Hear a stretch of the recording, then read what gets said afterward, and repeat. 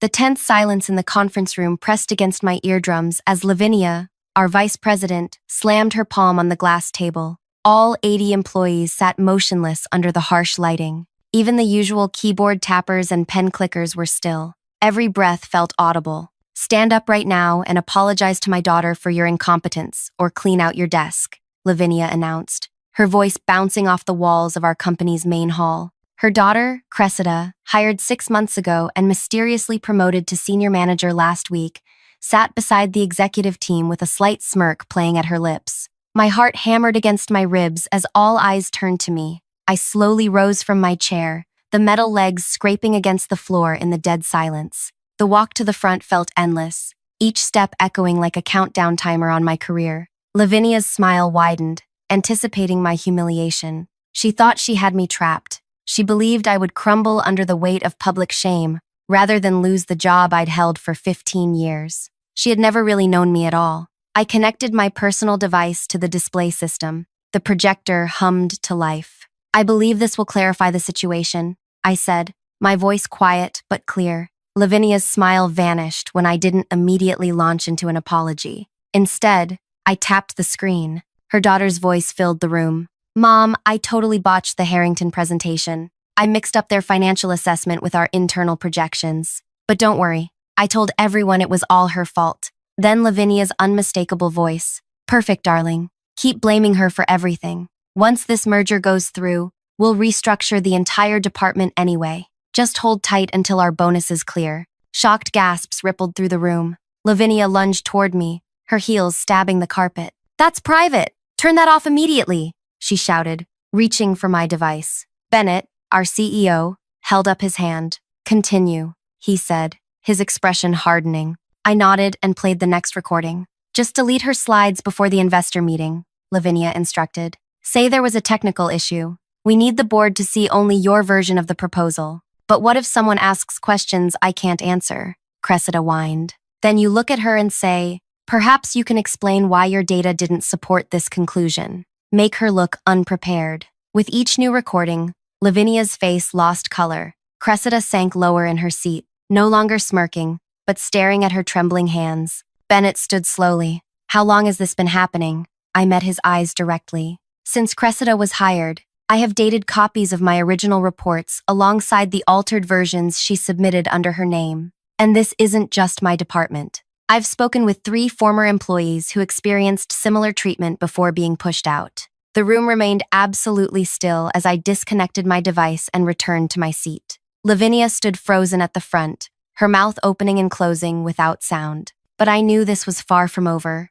The real battle was just beginning. If you've ever witnessed workplace sabotage or stood up against an abusive manager, hit the like button right now. Subscribe to hear more stories about workplace justice, and leave a comment sharing your experience. Now, let me tell you how this entire nightmare began. My name is Imogen, and until 6 months ago, I was the rising star of our analytics department. I had spent 15 years building my reputation through meticulous work and innovative strategies. My colleagues respected me, upper management consulted me, clients specifically requested me for their projects. Then Lavinia hired her daughter. I remember Cressida's first day. She wore a designer outfit and introduced herself by announcing she'd graduated from an elite university with honors. Later, I discovered she'd barely passed and had been on academic probation twice. "Imogen, you'll be mentoring Cressida," Lavinia announced during a department meeting, 3 days after Cressida started. "Show her everything you know." I noticed several colleagues exchanging glances. Everyone understood what mentoring the boss's daughter meant, babysitting an entitled newcomer while maintaining my full workload. That afternoon, Cressida sat beside my desk, scrolling through her phone while I explained our data analysis processes. "This is so boring," she sighed after 10 minutes. "Can't you just give me the summary?" "Understanding the methodology is important," I explained. Otherwise what? My mom runs this department. I don't need to understand every little detail. I should have recognized the warning sign, but I still believed in merit and hard work. I still believed the system would reward competence. What a fool I was. The first project I assigned Cressida was simple: compile customer feedback data for our quarterly review. I gave her a template, clear instructions, and my direct extension if she had questions. 3 days later, at the department review, Cressida presented a completely different analysis than what I'd requested. The data was superficial, missing key metrics, and several conclusions contradicted our previous findings. When Bennett asked about the discrepancies, Cressida turned to me with wide eyes. Imogen told me to do it this way. I was just following her instructions. I felt every eye in the room turn to me. That's not correct, I said carefully. The instructions I provided. Are you calling my daughter a liar? Lavinia interrupted, her voice dangerously quiet. The meeting continued with me trying to salvage the presentation while simultaneously defending my reputation. Afterward, Lavinia pulled me into her office. If you can't work effectively with Cressida, perhaps we need to reevaluate your position, she said, examining her nails. She's new in learning. You're supposedly experienced. Any failures reflect more poorly on you than her. That was just the beginning. Over the next few months, Cressida took credit for my successful work while blaming me for her mistakes. Reports I prepared were mysteriously altered before reaching upper management. Client emails I sent were intercepted and changed. My performance reviews plummeted. Colleagues who had once sought my advice now avoided me in the hallways. 15 years of building my career was dissolving before my eyes. The breaking point came during preparations for the Harrington merger, the biggest deal our company had pursued in a decade. I spent weeks analyzing market conditions, preparing financial projections, and creating a detailed integration strategy. Cressida contributed nothing, except complaints about the long hours. The night before our presentation to the board, I stayed late finalizing my slides. The office was nearly empty when I heard voices from the break room. Mom, I'm worried about tomorrow. Imogen's analysis is really detailed. What if they ask me questions about it? I froze outside the door. Don't worry, darling, Lavinia replied. I've already spoken to Bennett about your concerns regarding Imogen's work. I suggested you present an alternative analysis, which I'll help you create tonight, and we'll let the board decide which approach is better. But her data is solid. I checked. Data can be interpreted many ways. We'll just frame hers as unnecessarily alarmist. Trust me, by this time next month, you'll be leading that department, and Imogen will be gone. I backed away silently, my mind racing. Everything suddenly made sense. The altered reports, the missing emails, the whisper campaign against me. This wasn't incompetence, it was sabotage. That night, I made a decision. I would protect myself by documenting everything. I began keeping my device nearby during meetings and saving every version of my work with digital timestamps. Not for revenge, but for survival. The next day, I watched in silent fury as Cressida presented her alternative analysis to the board, an almost exact copy of my work from 3 months earlier, but with the risk factors minimized and the profit projections inflated.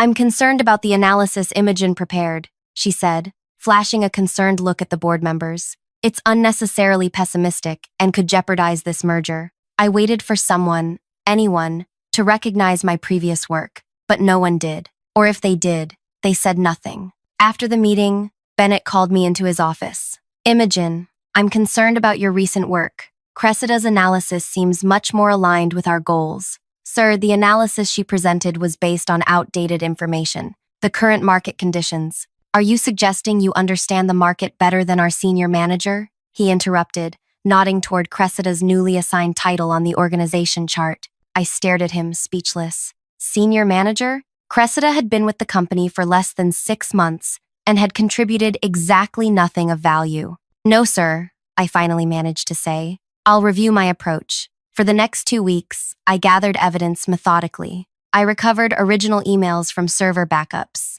I compared document versions with their altered counterparts. I recorded conversations when legal in our jurisdiction, and I reached out to former employees who had left under similar circumstances. What I discovered was worse than I imagined. This wasn't just about Cressida. Lavinia had been systematically pushing out talented employees who might threaten her position or who refused to play along with her schemes. She had built a network of loyalty, not through respect, but through fear and favoritism. Then came the week of the all-staff meeting. The Harrington deal was proceeding based on Cressida's flawed analysis, and problems were emerging that I had predicted in my original report. Rather than acknowledge these issues, Lavinia decided to find a scapegoat.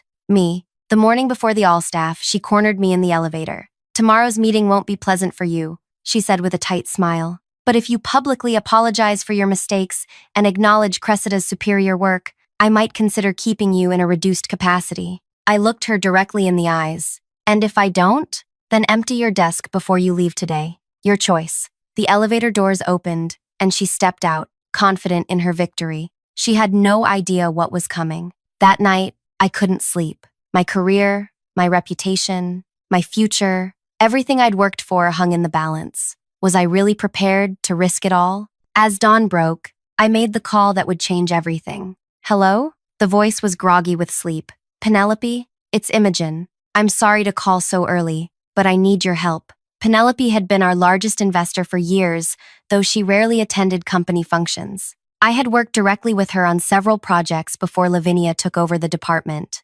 Imogen? Is everything all right? No, I said, my voice steadier than I felt. And I need to show you why. We agreed to meet at a quiet cafe 3 blocks from the office. I arrived early, my laptop and files arranged neatly on the table. When Penelope walked in, I almost didn't recognize her. Gone was the casual investor who preferred to work behind the scenes. This woman moved with purpose, her eyes sharp and assessing. You have 15 minutes, she said, sliding into the booth.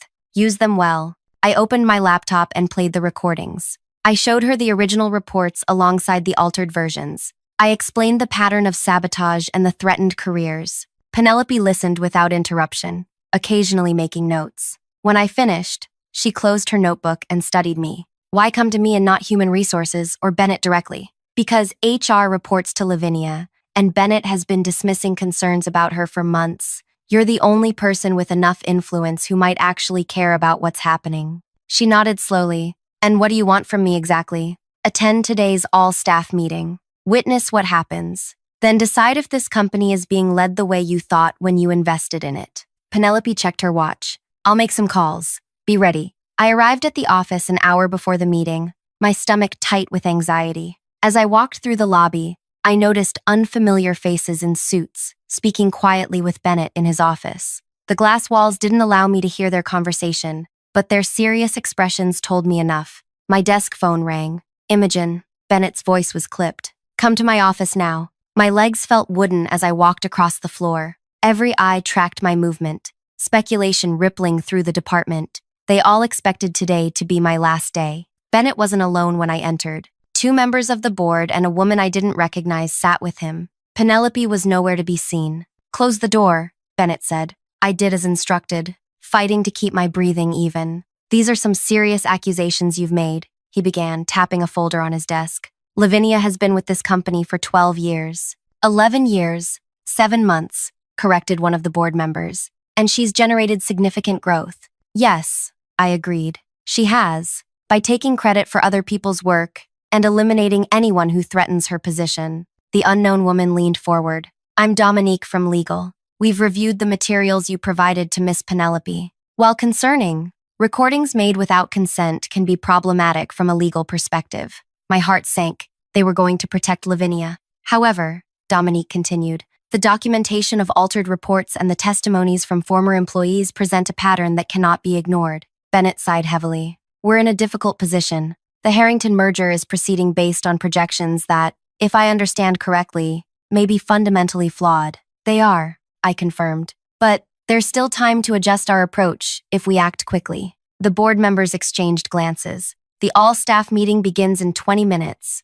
Lavinia expects to publicly discipline you, after which we would announce Cressida's promotion to department director. And now? I asked, my mouth dry. Now we want to see exactly how far they'll go, Bennett said. You will attend the meeting as planned. Let Lavinia make her accusations. Respond as you see fit. You're using me as bait, I realized. We're giving you the opportunity to defend yourself publicly, the board member corrected. Something you've earned. As they laid out the plan, I realized I was walking into a minefield. If Lavinia felt threatened, there was no telling what she might do or say. My evidence might not be enough. My career might still end today, but at least I would go down fighting. The main hall filled quickly as employees filed in for the mandatory all-staff meeting. I took a seat near the back, ignoring the whispers and sidelong glances. Cressida sat with the executive team at the front, her posture radiating confidence. Lavinia stood at the podium reviewing her notes, occasionally looking up to scan the room. Her eyes found mine. She smiled. Bennett opened the meeting with standard announcements about quarterly goals and upcoming events. Then he turned the floor over to Lavinia. Thank you, Bennett. Before we discuss department updates, there's a personnel matter we need to address. Her voice carried easily across the room. Over the past several months, we've experienced concerning issues with the quality of work coming from our analytics team, specifically, work overseen by Imogen. A murmur rippled through the audience. Most recently, her flawed analysis of the Harrington opportunity nearly derailed an important merger. Fortunately, our senior manager, Cressida, identified the problems and provided a corrected assessment. This pattern of undermining company initiatives cannot continue. Lavinia's gaze swept the room. Imogen, please stand. And there it was, the moment everything had led to. I rose slowly from my seat, aware of every eye in the room turning to me. Accountability is a core value at this company, Lavinia continued. We all make mistakes, but refusing to acknowledge them is unacceptable. Stand up right now and apologize to my daughter for your incompetence, or clean out your desk. The silence that followed felt suffocating. I took a deep breath and walked to the front of the room, the sound of my footsteps unnaturally loud. Instead of taking position at the podium, I moved to the computer station, controlling the room's display system. I believe this will clarify the situation, I said, connecting my device. What happened next unfolded exactly as I described earlier, the recordings playing, Lavinia's fury, Bennett's intervention. But what I didn't mention was what happened after I played the last recording. You'll never work in this industry again, Lavinia shouted, her composure completely shattered. Do you have any idea who my friends are? Who my husband plays golf with? You're finished. That's enough, interrupted a voice from the back. Every head turned as Penelope walked forward, accompanied by two people I recognized from the morning news, representatives from the regulatory commission that oversaw our industry. This meeting was supposed to be internal, Lavinia sputtered. I invited them, Bennett said coldly. After receiving some concerning information yesterday, Lavinia's face drained of color as she realized the trap she'd walked into. She turned to Cressida, who looked equally panicked. This is a misunderstanding, Lavinia insisted, her voice rising in pitch. Those recordings are taken out of context. Imogen has been underperforming for months. Ask anyone in her department. Actually, said a quiet voice from the third row, that's not true. Jordan, a junior analyst I had barely spoken to in weeks, stood up. Imogen trained me when I started. Everything I know about data integrity came from her. But 2 months ago, Lavinia told me to rework Imogen's market assessment to show different conclusions. When I refused, I was removed from the Harrington team. One by one, other colleagues stood up. Each had a story, pressure to alter data, instructions to exclude Imogen from meetings, directives, to report her non-existent mistakes. Lavinia looked wildly around the room, her carefully constructed empire crumbling before her eyes. Cressida, tell them how Imogen tried to sabotage you. All eyes turned to Cressida, who seemed to shrink in her chair. I just did what you told me to, Mom. The regulatory representatives moved forward. Miss Lavinia, we'd like to speak with you privately about these allegations, particularly as they relate to the financial projections presented to shareholders. Lavinia grabbed her daughter's arm. Say nothing without our lawyer present, she hissed. Then, straightening her jacket, she addressed the room with forced dignity. This is a witch hunt based on misleading evidence. The truth will come out. As they were escorted from the hall, Bennett stepped to the podium. This meeting is adjourned. Department heads, please join me in the conference room immediately. Everyone else, take an early lunch. We'll send further communication this afternoon. People filed out in stunned silence, casting glances at me as they passed. Some offered quiet words of support. Others looked away, perhaps ashamed of their own complicity. I remained at the front, disconnecting my device with trembling hands. Had I won, or had I just destroyed my career, along with Lavinia's? Bennett approached as the room emptied. That took courage, he said quietly. More than I've shown. Clearly. My office? 30 minutes? I nodded, gathering my things. As I headed for the door, I noticed someone waiting. Penelope. Walk with me, she said. We moved through the empty corridors in silence until we reached a small courtyard at the center of the building. Penelope sat on a bench and gestured for me to join her. You realize what happens now, don't you? She asked. I shook my head. I honestly didn't think beyond today. The Harrington merger will need to be reevaluated based on accurate projections. The executive team will be scrutinized. The board will implement new oversight, and someone will need to manage this transition. Bennett seems capable, I offered. Penelope gave me a measured look. Bennett knew. Imogen, maybe not everything, but enough. He chose to look away because Lavinia's department appeared successful on paper. My stomach dropped as the implications sank in. So what happens now? I asked. That depends largely on what you do next, Penelope replied, standing up. Our meeting with Bennett should be illuminating. I suggest you consider carefully what you want. As she walked away, my mind raced through possibilities. I had exposed Lavinia and Cressida, but the rot might run deeper. Had I started something I couldn't control? Was I now a liability to people even more powerful than Lavinia? My phone buzzed with a text from an unknown number. Parking garage, level 3. 10 minutes. Come alone if you want the full story. I stared at the screen, a chill creeping up my spine. This wasn't over, not by a long shot. I stood in the parking garage, my footsteps echoing between concrete pillars. Level 3 was nearly empty at this hour. Most employees were still in the building discussing the morning's events. My heart pounded as I scanned the dimly lit space. Over here, I turned to see Ella, our head of IT security, leaning against a support column. In 5 years, we'd barely exchanged more than pleasantries. You sent the text? I asked, approaching cautiously. Ella nodded, glancing toward the elevator. We don't have much time. I need to show you something before your meeting with Bennett.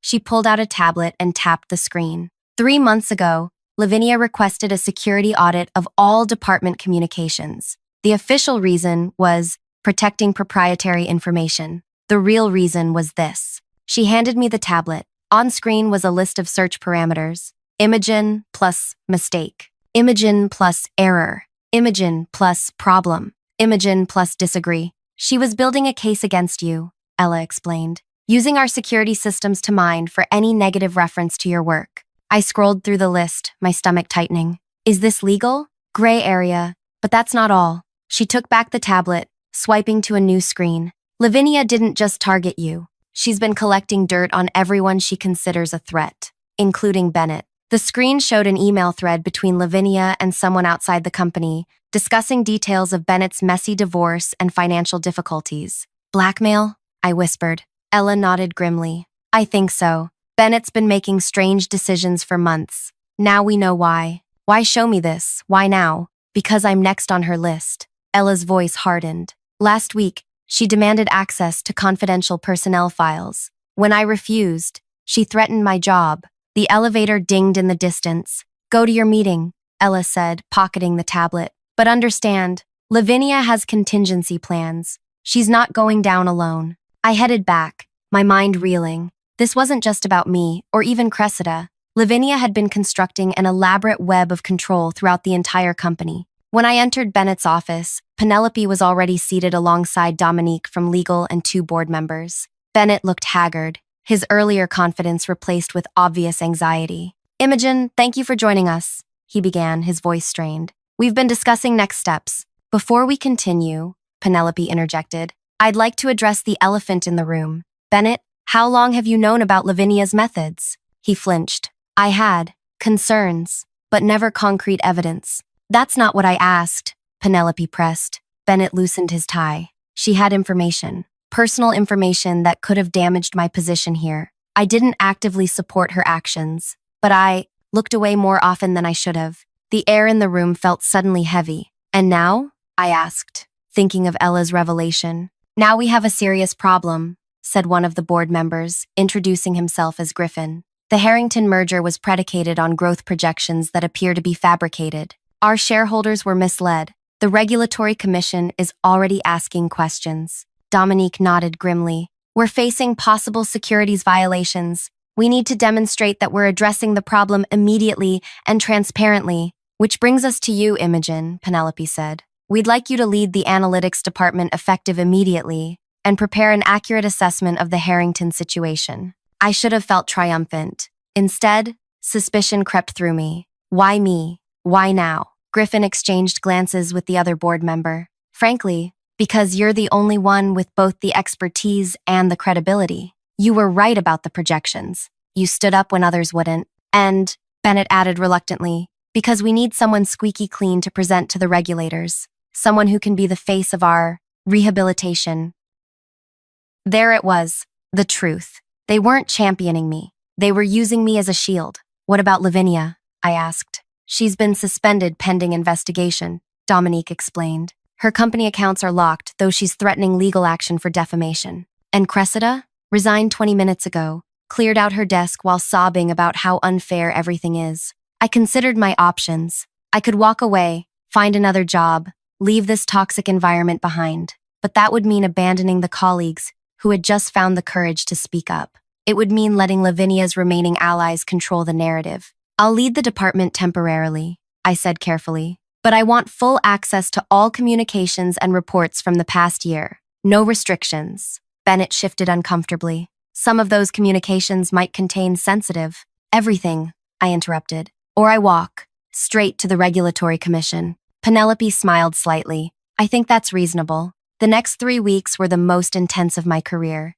By day, I led a team rebuilding our analytics from the ground up. By night, I combed through the mountain of data Ella helped me access. What I discovered was worse than I'd imagined. Lavinia hadn't just targeted me. She'd systematically undermined at least 7 promising employees over the past 3 years. She'd altered financial projections to ensure her department always hit targets while others struggled. She'd cultivated relationships with board members through carefully orchestrated coincidental meetings. Most disturbing were her contingency plans. Hidden in encrypted folders were dossiers on every executive and board member, personal information, financial details, private communications. She had leverage on everyone, including, I discovered with a chill, Penelope. Meanwhile, the company attempted damage control. Bennett made public statements about governance improvements and renewed commitment to integrity. The board established an ethics committee. Human Resources launched a review of promotion practices.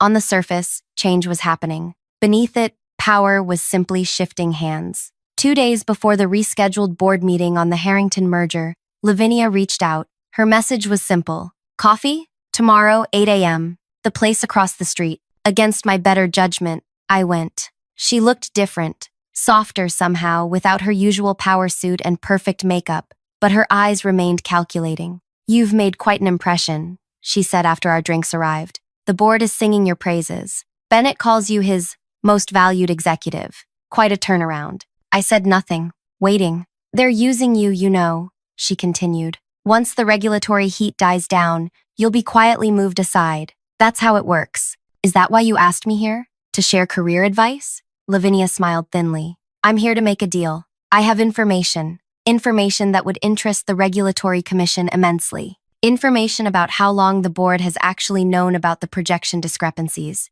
My heart raced. If the board had known before, I exposed Lavinia. What do you want? A statement from you, clarifying that my daughter was manipulated, that she believed the projections she presented were accurate. She's young, Imogen, don't destroy her future. And in return, I share what I know. You become not just the whistleblower who caught the bad apple, but the one who exposed the systemic rot. Your position becomes untouchable. It was tempting, so tempting, but something felt wrong. I'll think about it, I said, standing to leave. Don't think too long, Lavinia called after me. The board meets tomorrow. Back at the office, I found Ella waiting by my door. You met with Lavinia, she said. It wasn't a question. How did you? Building security still alerts me to her presence. What did she want? I explained the offer. Ella's expression darkened. It's a trap, she said flatly. She's recording everything now, trying to catch someone, anyone, in a conspiracy. She's desperate.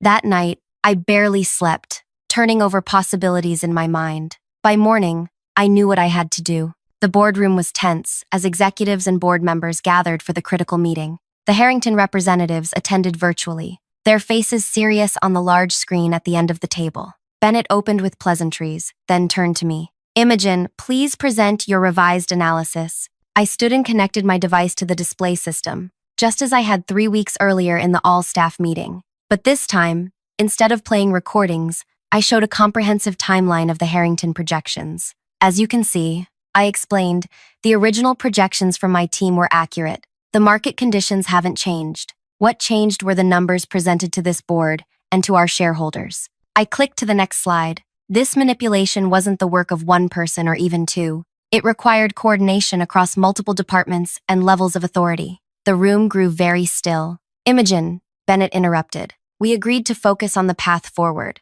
not dwell on past mistakes. Yes, I nodded. The path forward. which is why I've prepared 2 documents for distribution today. I placed a stack of folders on the table, sliding one to each person present. The first is my revised analysis of the Harrington merger, with honest projections and clear risk assessments. The second is my letter to the Regulatory Commission, detailing the systematic falsification of financial reports over the past 3 years, including who knew what and when. Shocked murmurs filled the room. Bennett half rose from his chair. "This is completely inappropriate." "Actually," said a voice from the doorway, "it's exactly appropriate." Penelope walked in, accompanied by 2 people in suits. "These are representatives from the commission. They're here at my invitation." She took a seat beside me. Imogen came to me last week with concerns that went far beyond Lavinia's behavior. After reviewing her evidence, I contacted the commission directly. "You can't possibly believe," Griffin began. "What I believe," Penelope cut in, "is that this company has lost its way. And unlike some of you, I'm not willing to sacrifice my reputation or freedom to protect a broken system." One of the commission representatives stepped forward. "We'll need statements from everyone. All electronic devices should remain in this room. No one leaves until we've secured all relevant materials." What followed was 6 hours of controlled chaos. Executives were questioned individually. Files were copied. Phones were examined. By evening, 3 board members had resigned, and Bennett was placed on administrative leave. As I gathered my things to leave, Penelope approached. "You never told me you were going to the commission," I said quietly. "You never told me you were gathering evidence against the board," she countered. "We both did what was necessary. What happens now?" "Now? The company gets rebuilt from the ground up, with new leadership committed to actual integrity, not just the appearance of it." She handed me a card. "The interim CEO would like to meet with you tomorrow. I suggested your name for a permanent position on the executive team."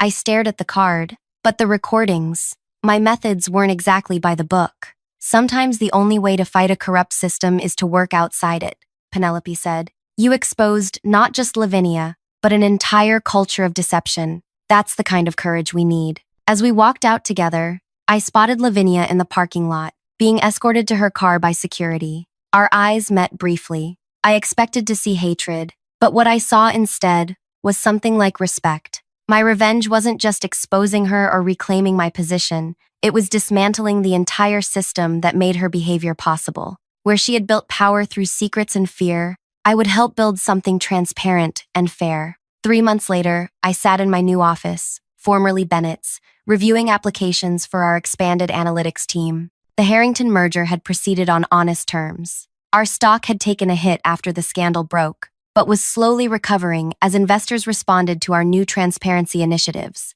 Most importantly, we'd implemented a comprehensive whistleblower program, designed with input from those who had been victimized in the past. No one would ever again face what I had faced. My phone buzzed with a text from Ella. "Lunch? I have updates on the security overhaul." I smiled, remembering how it all began. Not with a grand plan for revenge, but with a simple refusal to be silenced. If this story resonated with you, please hit that like button and subscribe for more workplace justice stories. Have you ever witnessed corporate misconduct or had to stand up against workplace bullying? Share your experience in the comments below. Remember, sometimes the most powerful thing you can do is simply tell the truth, no matter who doesn't want to hear it.